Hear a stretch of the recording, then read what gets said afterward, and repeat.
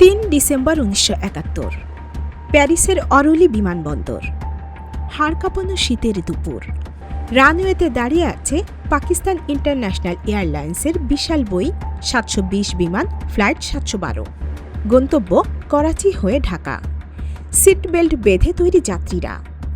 ইঞ্জিনে থ্রাস্ট দেওয়ার অপেক্ষায় পাইলট। ঠিক এই মুহূর্তে বিমানটির ভেতরে ঘটে গেল এক অভাবনীয় ঘটনা।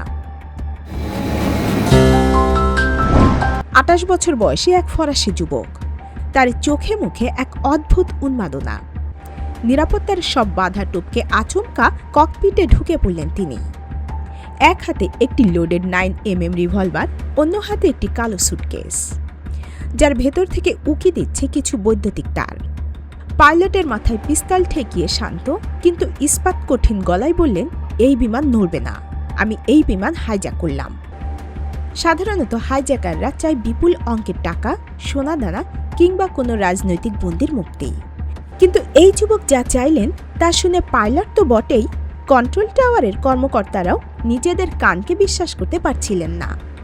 যুবকটি চিৎকার করে বললেন, আমার টাকা চাই না, আমার চাই 20 টন ঔষধ।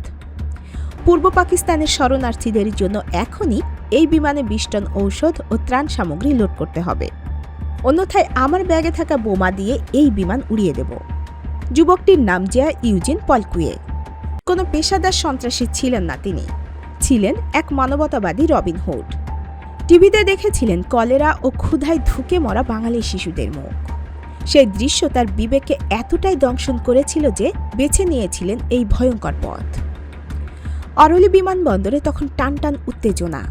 বিমানটি ঘিরে ফেলেছে ফরাসি পুলিশ ও কমান্ডো বাহিনী। ভেতরে জ্যাকুয়ে অনর। সেদিন প্যারিসে পশ্চিম জার্মানির চ্যান্সেলর উইলি ব্র্যান্ডিটের আসার কথা ছিল, কিন্তু এই ঘটনায় সব ভিআইপি প্রোটোকল ভেঙে পড়ে। ফরাসি সরকার পড়ল মহাবিপদে। একদিকে হাইজ্যাকারের দাবি মেনে নেওয়া মানে সন্ত্রাসবাদকে প্রশ্রয় দেওয়া, অন্যদিকে হাইজ্যাকারের দাবিটা এতটাই মানবিক যে তাকে উপেক্ষা করাও কঠিন। মুহূর্তেই আন্তর্জাতিক মিডিয়ায় ছড়িয়ে পড়ল বিষয়টি। প্যারিসের সাধারণ মানুষ ভিড় করতে শুরু করল বিমানবন্দরের বাইরে। সবার মুখে এক কথা, ছেলেটা তো খারাপ কিছু চাইছে না।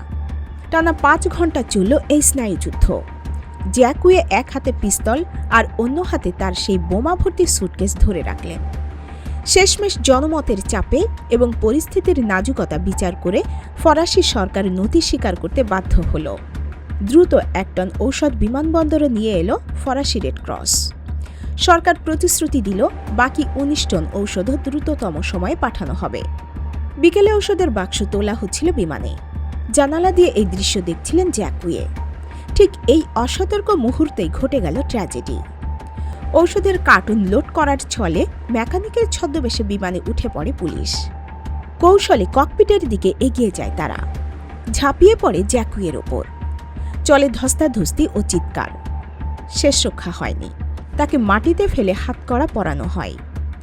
বিমানবন্দর থেকে যখন তাকে নামানো হচ্ছিল তখন এক অভূতপূর্ব দৃশ্য দেখল বিশ্ববাসী। সাধারণত সন্ত্রাসীরা ধরা পড়ার পর গালিগালাজ করে, কিন্তু জ্যাকুয়ে পুলিশকে অনুনয় করে বলছিলেন, দয়া করে ঔষধগুলো নামাবেন না, দয়া করে ঔষধগুলো বাংলাদেশে পাঠিয়ে দেবেন, ওরা মরে যাচ্ছে। গ্রেপ্তারের পর বোম ডিসপোজাল ইউনিট তার সেই কালো সুটকেসটি পরীক্ষা করে স্তম্ভিত হয়ে যায়।